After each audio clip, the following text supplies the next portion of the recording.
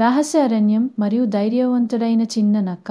ఒకప్పుడు ఒక ఊర్లో ఒక నీలి కొండల మధ్య ఉన్న నిశ్శబ్దమైన గ్రామంలో ఫిన్లీ అనే చిన్న నక్క ఉండేది. అతనికి మిగిలిన నక్కలతో పోలిస్తే ఒక ప్రత్యేకత ఉండేది. అతనికి కథలు, ఊహాలోకాలు, పురాణాలు చాలా ఇష్టం. అతని ముద్దలమ్మ అయిన తాతమ్మ నక్క ప్రతిరోజు ఒక ప్రత్యేక కథ చెప్పేది. అందులో అతనికి చాలా ఇష్టమైనది రహస్య అరణ్యం గురించి కథ. ఒక అద్భుతమైన అడవి.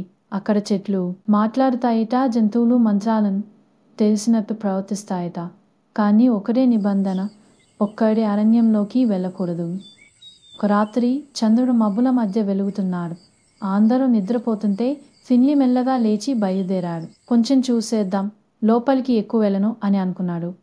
అతను అడవిలోకి అడుగు పెడుతున్నంత సేపు చెట్లు మృదువుగా ఊగుతూ చప్పుడు చేస్తున్నాయి. ఆకులు చప్పుళ్ళు చెబుతున్నాయి. ఓ చిన్న నీలి రంగు రత్నం మెరుస్తూ కనిపించింది. అతను అది తాకగానే ఒక శబ్దం వినిపించింది. ధైర్యవంతుడైన చిన్న నక్క, నాకు నీ సహాయం కావాలి.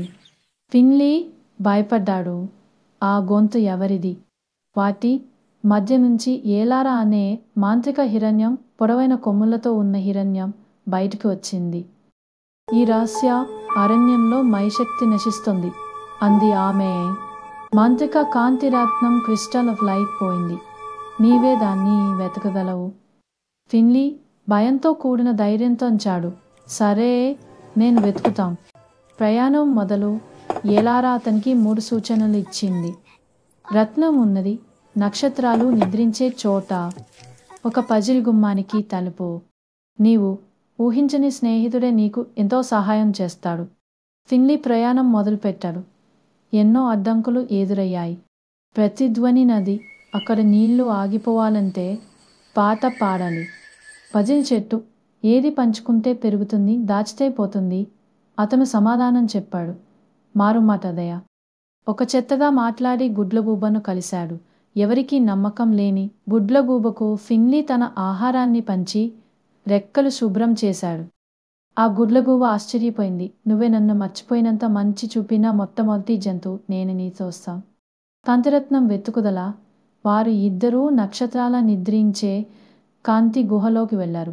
అక్కడ ఒక రాతి సింహం ముందు రత్నం మెరిసిపోతుంది. ఫిన్లీ ముందుకు వెళ్ళగానే సింహం కళ్ళు తెరిచింది.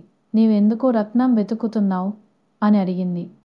ఫిన్లీ ధైర్యంగా చెప్పాడు. ఈ అడవిని కాపాడేందుకు నాకు కాదు, అందరికీ అవసరం. సింహం చిరునవ్వుతో దారి ఇచ్చింది. ఫిన్లీ రత్నాన్ని ఎత్తగానే అడవి మొత్తం ప్రకాశించింది. పువ్వులు వికసించాయి, పక్షులు పాటలు పాడాయి, చెట్లు తమ ఆకులతో తాళం వేశారు. వీరుడి గౌరవం. ఫిన్లీ తిరిగి వచ్చేసరికి అడవిలోని జంతువులందరూ అతన్ని హర్షాతిరేకంగా పలకరించారు. ఏలారా అతనికి అరణ్య రక్షకుడు అనే గౌరవ బిరుదు ఇచ్చింది. తాతమ్మ నక్క చిరునవ్వుతో చెప్పింది, నీ మనసు పెద్దది బాబు. నీవు చేసినది నన్ను గర్వపెట్టింది.